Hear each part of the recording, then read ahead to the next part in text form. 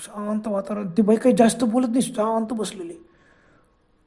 आता यांना म्हणलं, अनोळखी बाई काय गप्पा करायचं, जाऊ द्या. आपण आपल्याजवळ लिफ्ट मागितली आणि आपण आता पोचून देतोय.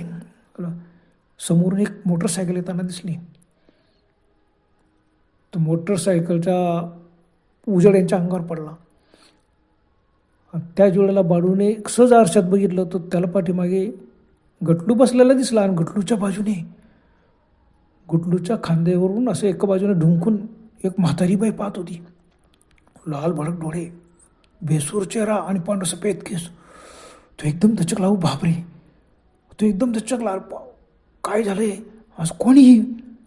आणि त्याच वेळेला गाडी थांबवली आणि त्याच सेकंदाला समोर येणारी गाडी पासून गेली.